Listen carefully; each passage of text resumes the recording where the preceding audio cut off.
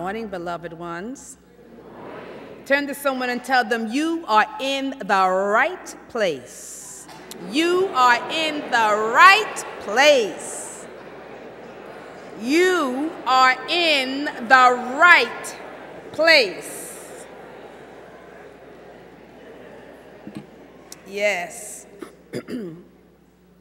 You know, what an honor it is that you are here this morning. You might not realize it, but I always pray before I come out for every soul that comes into this sacred space, that comes into this vibration. And I feel so blessed because I know that souls have come for and from a higher direction. But I'm glad that you're here because I could very well acknowledge that out of all the places that you could be in this moment, that you consciously chose to spend your time here, that you consciously made a choice to be in this spiritual community at this point in time. And so I celebrate that. I'm grateful for it. I'm thankful for it. Because I know that there's something higher at work that brought you here. Because I could also say that you're here by divine appointment, right? That you were called to this moment in time, to this place, for a divine purpose. You might have gotten up and said, I think I'll go to church this morning. But there was something greater at work in your life and in your affairs that brought you to this place. And while I believe that it's absolutely true that each of us are here by divine appointment, being at this place in this moment, in this time period that we are here, nobody else on the planet is here right now except us. And that means that there's something special about every soul who's here. That every soul agreed on some level to be here together. So you need to look around at each other and say, ooh, thank you. Thank you. Right? Because there's a meeting, a special meeting that is not happening anywhere else except right here, right now. And so how do we use this opportunity, this sacred gathering, this sacred and divine appointment? Because while I believe that is true, how we use this thing called time, whether by choice or by divine appointment, whether we think we consciously chose it or whether we have been drawn here by divine appointment, either one, it matters not, but how we use and how we experience this thing called time really is said to have an influence and an impact within our lives and over our lives in a very deep way, right? There's a lot that's been said about this thing called time. It's been said that it's precious, right? You've heard that. That it's of the essence. Time is what? Of the essence. That it is money, right? Time is money. We've heard that. That it heals all wounds. Have you not heard that? Time heals all wounds. That it waits for no one. Waits for no one. That it is an illusion. That it is a passage. That it passes. Or that even that it does not exist at all. Right? We can squander it if we choose, waste it.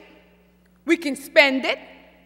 People say, how do you spend your time? You can spend it, count it, measure it, lose it, gain it, right? And even get stuck in it.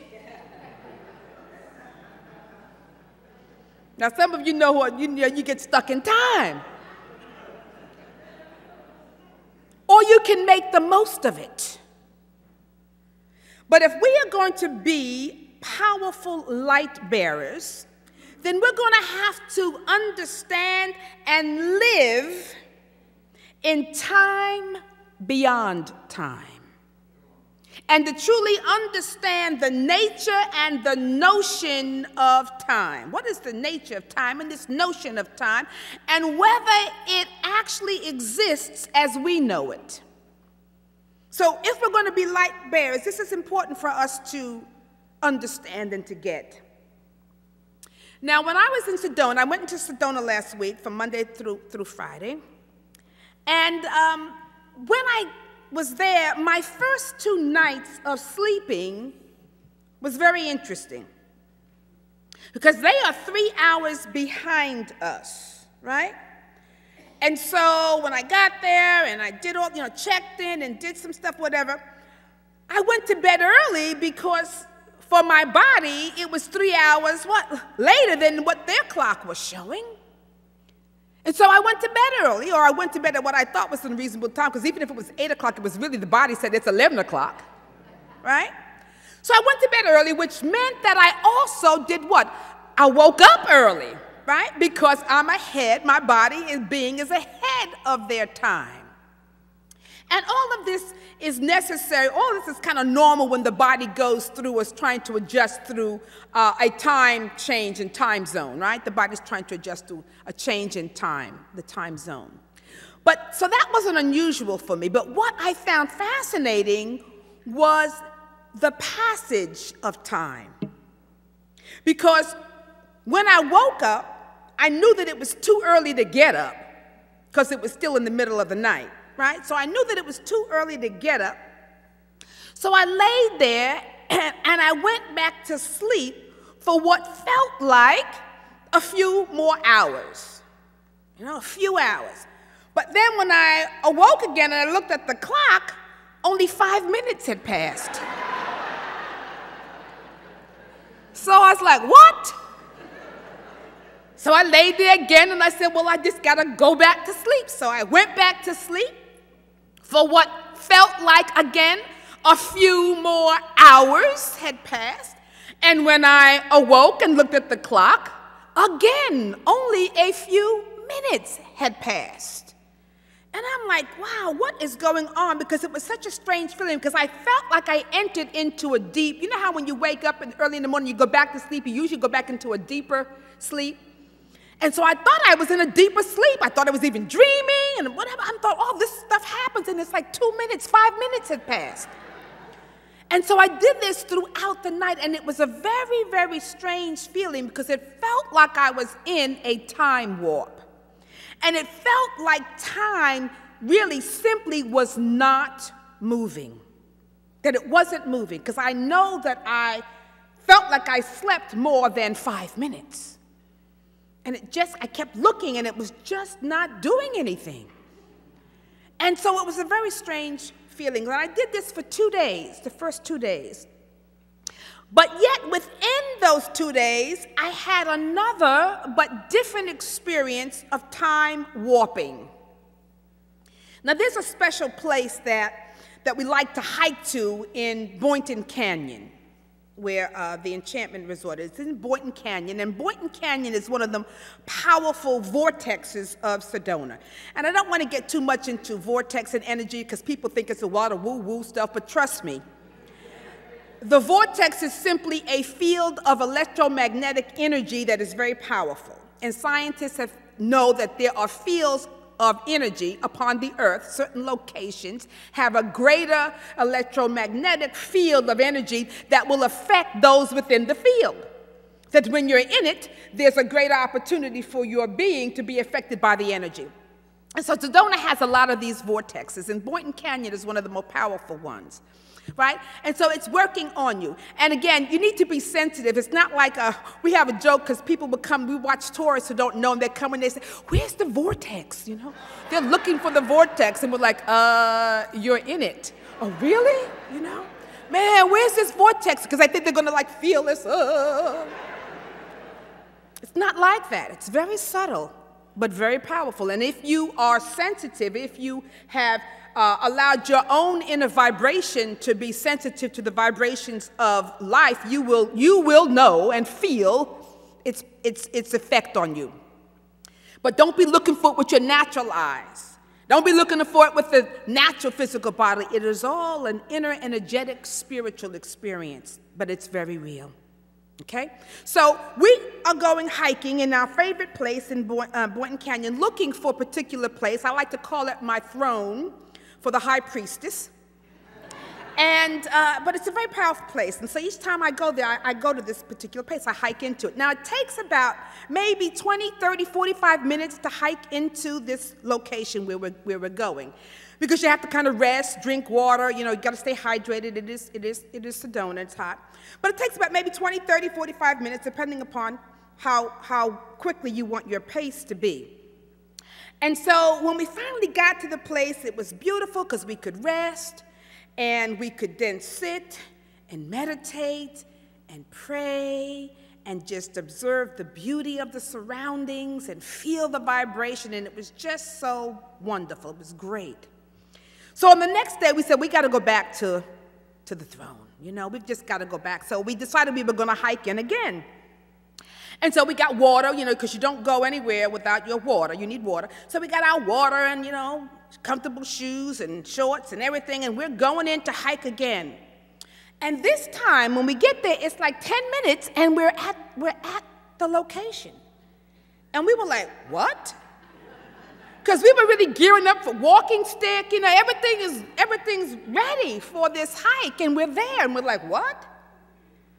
And how did we get here? And we were like, I don't know. Literally, it felt like 5 or 10 minutes, and we were there. We were there. And so again, it felt like we had gone through some kind of, time warp, right? And so I was like, okay, God, I don't know what you're doing with time right now, because it seems to be acting very, very strangely. And I can't really figure it out, but I've had these experiences before, so I know that it is, just a time, I understand how time works, so I understand that it's okay. I could be someplace in 1 minute, and 10 minutes, the next place, and when it normally should take 15, 20, 30 minutes to get there. I've had this before. But I decided, okay, it got me thinking about time in and of itself, and where we are in time, and what is happening with time, and what am I doing with time, my time, God's time. Is there a separation? And so I began to think about this. I said, well, this is what I'm going to talk about, because I had to come up with my talk title for Claude. I said, all right, it's about time. It's about time, because there's an urgency that I think we all feel right now anyway. Do you not feel that there's some kind of urgency that we do it right, get it right, live right, that we lift up our vibration? So it's about time. Now, let's say that there are 3 major aspects of time. There is, as Eckhart Tolle says, there's clock time. And clock time, of course, is where, seconds turn into minutes, minutes turn into hours, hours turn into days, days turn into years, years turn into decades, millennia, whatever, and on it goes. That's clock time, right? And then there is psychological time. Psychological time is when the mind, or our sense of awareness, focuses in on the past and the future, where we believe we experience the past and the future, and that's psychological time, the past and the future. And then there is what I call spiritual time. That is that time that always points to the now moment. Spiritual time, it could be that time that is actually timeless. The now moment, that time that is transcendent, that time that is beyond time. It's the present moment, in this present moment. Now, see, the thing about the now moment is so tricky, because it really is time that is timeless. The now moment is timeless, because when you have this now moment, right now we're in the now moment, but it's past. It just passed. But it just passed to give way to what? The now moment. And it passes, the now moment. And so the moment it passes, it is. So really, there is no time in the now moment. It is a timeless time. It's a very powerful time, because this is the time, in the now moment, this is the time that carries all the power of creation. It's in the now moment, within that now moment. The now is the time that has the fullness of God. God isn't any later up here or over there or back there. God is the fullness of God is present right here. So this time, this now moment has the fullness of creation, the fullness of God within it. This is a time where all transformation takes place. Transformation doesn't take place in the past, and it doesn't take place in the future. Transformation, change, takes place right here, right now. This is the place, the time and the moment where manifestation lives. You don't manifest in the past, and you don't manifest in the future. You manifest what? Right here in the now moment. Life, energy, and reality only exist within the present moment. Life and energy and reality only exists in the now moment. The past is not real, nor is the future. The only thing that is real, and when I say real or reality, that means I'm talking about the creative essence of the divine, is right here and right now. There is no other time, no other reality, no other realness outside of the now. And yet, for the most part, we spend so little time there. So little time there. And then we wonder why our life has no life. We wonder why we are stressed and tired and sick and exhausted, burned out of balance, because we have placed ourselves in a time that does not exist. Do you understand that? We've placed ourselves in a time that does not exist. Now, I want you to get this, okay, what I'm talking about, because this is really the stuff that's going to help us to experience and live life on a totally different level. We have placed ourselves in a time that doesn't really exist. The past or the future, where we should be living in the time beyond time, in this now moment, because the now moment, there's the fullness of time. It's only full right now. You can only access it right now. You can't access it tomorrow. You can't access it in the future or the past. You can only access time right now. Now, when I was at Oneness University this last particular trip in June, they had us on a schedule what we at first thought was absolutely ridiculous and horrendous, because we were to be in class from 5:30 a.m. in the morning until midnight, and maybe sometimes a little after midnight. And so when they told us this, we were like, well, what? Say again? 5:30 in the morning until midnight, and they would give us a 3-hour break midday, so that if you wanted to, you could get some lunch, and you could go home and take a little nap. We were all running, let me see if I can sleep fast. You better hurry up and sleep fast. But we were like, what?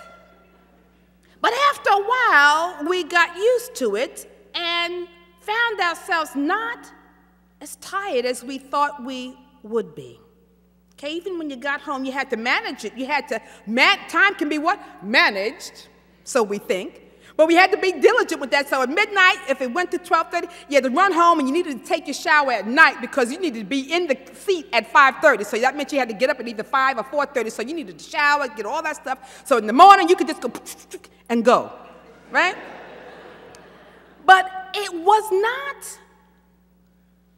interesting, because it wasn't as tiring as we thought, because of the spiritual vibration and the energy that we were engaging in and that we were surrounded by. There was it was like a spiritual vortex.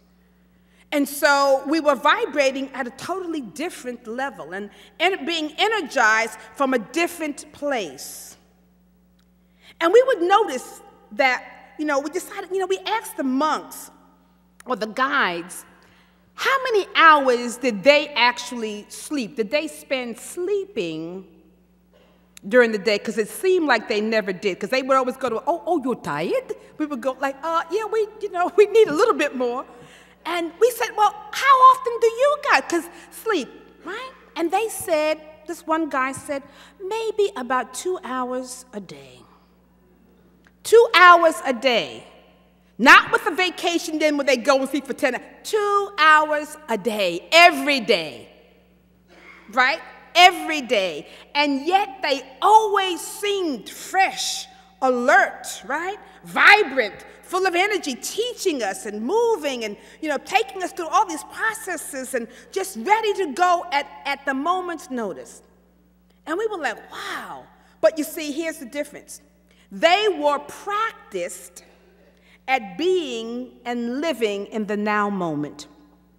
They were practiced at living in the time beyond time, right? They didn't languish in the past. They didn't, dream about the future. They allowed themselves to be and to dwell totally and completely in the present. And there's something so powerful about that. Because of that, they had more energy for everything, right? And I also believe that when you're in this state, you don't need as much food as you think you do. You don't need as much sleep as you do. The body begins to function totally different. But they had more energy to create. When you're in this space, when you see, when you're dwelling in the past or in the future, which the mind likes to do, is conditioned to take you either one of those places. But when you were in one of those places, it also drains your energy. It drains the energy for you to create, for creation, or for you to be able to manifest, or you to be able to transform, or you to be able to heal. Whenever we're here or there, past or present, we are draining the energy because creation takes place, transformation, healing, everything takes place when? Now, in the now moment. It doesn't take place outside of the now. And so because they could dwell in that, they were always ready and always fresh. Dwelling in the now or the present moment begins to open you up. It opens you up to all there is in the divine, because God is what? Present now. And when you start to dwell there, it begins to expand. You begin to expand your energy field, your consciousness field, your awareness, and all of a sudden you're opening up to all that God is, to all that the divine has. And all of a sudden, insights, revelations, divine illumination, wisdom, divine movement, right action, all of these things begin to occur. Grace begins to flow. Energy pours forth from you, and all of a sudden, a higher expression of life is experienced by you. Now, I'm telling you some deep stuff that I want you to really get, okay? This is really wonderful, because this is what takes us to living like we want to live. This is what allows us to not be so hung up on what's taking place in the outer. It matters not. You have the ability to transcend it, to transcend even time beyond time. We're not stuck. We're fresh. We're open. God is real. God is moving. Even before you call, it is answered. It is done. You're in a totally different vibration. Now, if you were to examine the content of your mind right now, you would see just how much of your time or your thoughts are either in the past or in the future. You're either thinking about what I just said, examining it, comparing whether you think it's true or not, having a dialogue and a conversation about this is what's happening in your mind right now. This is the nature of the mind, right? Or perhaps you're in, well, yeah, that's a good thought. When I get home, I'm going to do blah, blah, blah, blah, blah. But the thought is someplace other than where you are right now. In fact, the moment we begin to start the thinking process, thinking in and of itself is a process of being in the past or in the future. If you examine your thinking process, you're either in the past or in the future. Because there's no thinking in the now. I want you to get, there is no thinking in the now. Revelation, yes. Divine insight, yes. This stuff is like a down. We were laughing. We were like, ooh, spiritual download. See, that's not, spiritual download is different than you thinking about, now what should I do, and trying to figure it out, work it out, plan it out. Totally different when it just comes, when you're in the now moment. And some people say, well, you know, at least we ought to be doing some future thinking, because future thinking creates great possibilities. We got to think about what is and what could be. We're being visionary. Yes, and don't get me wrong, Eckhart also says there's a time and purpose for clock time. There's a time and purpose for us having that, to be able to plan and do all of that. But not for living our lives. It's when we're making use of time consciously to plan or whatever. So that's fine. But I want you to know that even though you're in that planning moment or that visionary moment or whatever, that same advanced thinking or knowledge or wisdom can be imparted to you in the moment. You can have a direct revelation. You can have a divine inspiration, insight. And revelation, insight, or illumination is far better than thinking. Because thinking contains lots of error. Right? Divine wisdom, knowledge, and illumination is pure. So, don't get fooled by the illusion of time, past or future. Because all that is needed will be given to you in the only time there is, in the only time that is real, in that now moment. If there's something that you need to know or something that you need to be prepared for, God can and will reveal it to you, give it to you, present it to you at the right time, in the right place, at the right moment. Your job is simply to be present in the now moment. So we have to become practiced at this, practiced at noticing where our thoughts lie. Doing check-ins pretty much, regularly, so you're conscious. What am I thinking? What is the level of my thought right now? Where are my thoughts right now? What is it that I am feeling right now in this moment? What am I feeling now? Not thinking about now, but what am I feeling right now? Because we've been so conditioned mentally. The mind is so conditioned mentally to be either in the past or the future. It's hard for it to be in the now. So we've got to practice. See, we've got to practice. We're so devoid of the natural power and energy, creative force that is in the now moment, that our lives are void and empty and struggling and all that. So we've got to recondition the mind. You've got to condition it to stay present in the moment. Not thinking about the present moment, but actually what? Being in the present moment, feeling the present moment, living in the present moment. Thinking about the present moment is not experiencing it. When we were in the sacred place that we were, and after meditating and sitting there and meditating for, I don't know how long, because we lost track of time, but we were just present. And when I opened my eyes, everything looked beautiful. The trees were fluttering. I saw birds, and I didn't go, oh, look at the tree, and look at the bird. I was just there. The leaf fluttered, I fluttered. The bird flew, it just was just a whole different experience. I was experiencing it that moment, not thinking about it, not analyzing it, not deciphering how beautiful I was in the beauty. You understand? It's so different. And in those moments, energy happens, aliveness happens, freedom happens, space happens, expansiveness happens. It's very powerful. So I want you to see, as a practice, if you can begin to be fully present in your body And I say in your body, because once you start getting in your mind, you're off track. The moment the mind enters in, reality and bliss go out the window. It's true. So I want you to practice, see if you can be fully in your body, feeling the vibrations of it.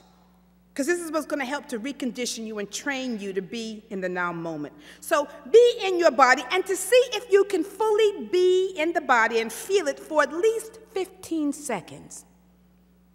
Now you think, oh, 15 seconds, shucks, I could do that. I want you to try it. 15 seconds without the mind wandering off. 15 seconds without thought jumping into your consciousness. See if you can do it for 15 seconds. At least begin to start there. And when you recognize, and you're going to have the experience, being right there, feeling the body, and a thought's going to come. Doggone it. All right, go back to feeling. Maybe you might get a millimeter of a second of being present. Oh, here comes another. That's okay. The object is to practice being in the present. So maybe sit down and begin to notice the breath. It's easy, maybe because sometimes you got to give the mind like a dog with a bone to chew on. Okay? So maybe it quiets down when you give it a focus. So begin to just notice your breathing. Be present to the breathing. Not thinking about the breathing, just be present to feel it.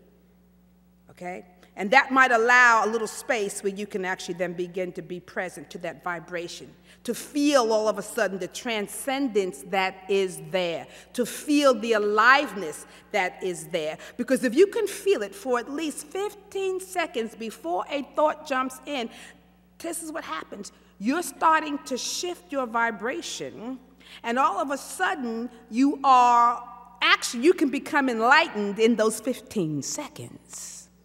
It's very, very powerful.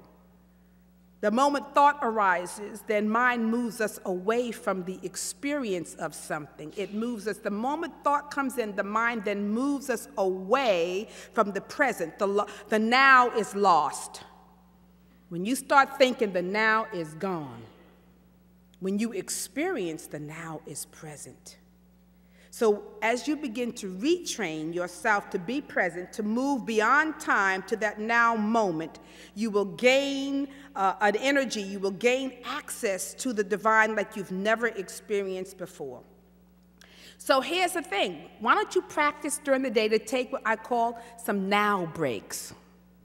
Take a now break. That is, move into the vibration of the now. And do it several times for the day because, again, 15 seconds you think is quick, but for you to be able to do it for 15 seconds, it's going to take a little practice, okay? So, but take a now break several times. I'm just going to be. Not think, not working, not coming up. I am just being in the body, feeling the vibration of now, feeling the vibration of the divine breath, just being with that experience of now, of life. Breathing. Take a now break several times that you can do this, because what happens is the more you do that, the more you start to become present. And the more you are present, the more the presence is there. And God is presence. God is not present, God is presence. And the more presence you experience, the more grace flows, the more life energy flows, the more you begin to function in time, beyond time, but also you begin to function beyond time, space, and matter. That's a whole nother talk. To function beyond time, space, and matter. See, that's where the miracles begin. That's when you have miracle energy. See, miracles are beyond time, space, and matter. They don't adhere to the way things are supposed to go, the way they are supposed to function. It's a happening beyond the known laws of the universe. They are higher workings of higher laws that we become privy to when we're in this moment. All of a sudden, when you begin to live and move and have your being in a vibration that reflects the high vibration of God, time collapses. Stuff happens. The power of right now then transports you to the spiritual realm of the divine, and the miraculous occurs. Things that you cannot even fathom begin to happen. You're at a different vibration. This is why the Bible says in 2 Corinthians 6, verse 2, "Behold, now is the acceptable time, and now is the day of salvation." You're not going to be saved tomorrow. You can't be saved in the future. It is what? Now. Now is the acceptable time, because dwelling in any other time is a waste of time. It's a waste of your time. And this is what it says in 2 Peter chapter 3, verse 8. It says, "One day is 1,000 days to God, and 1,000 days is as one day to God." In other words, what this means is, God is not restricted by time, nor space, nor matter. God is beyond that. And when you are in that same high vibration, you will not be restricted either. So if you want to accomplish more than you have ever accomplished before, if you want to access more energy than you have ever experienced before, if you want more revelations and insights and access to divine and infinite wisdom than ever before, wisdom beyond thinking, beyond thought, then practice being fully in the presence, in the now moment. Feel the vibrations of now, the vibrations of peace, the vibrations of joy, the vibrations of light. Experience it now. So you're going to practice being in this full awareness of the now moment for 15 seconds.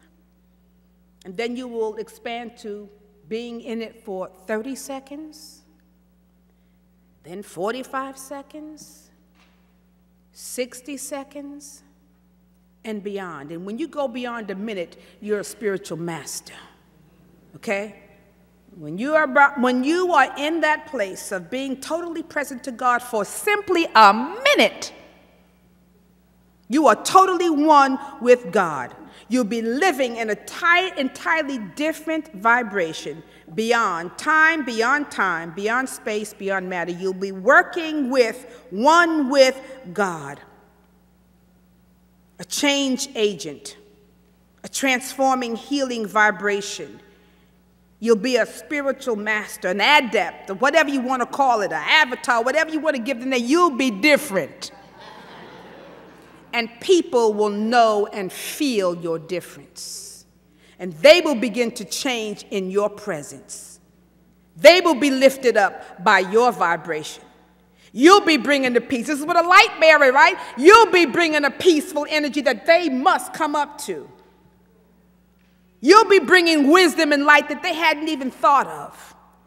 This is when your work as a light bearer will be impactful upon all those in your surroundings, whether it's your home, your work environment, the people you are passing on the street, in the grocery store. It doesn't matter. Your vibration will change your world and their world. This is powerful stuff, friends. Your capacity for life will increase and magnify. Now is the acceptable time. Live it and experience it right now. Namaste and blessings. Namaste.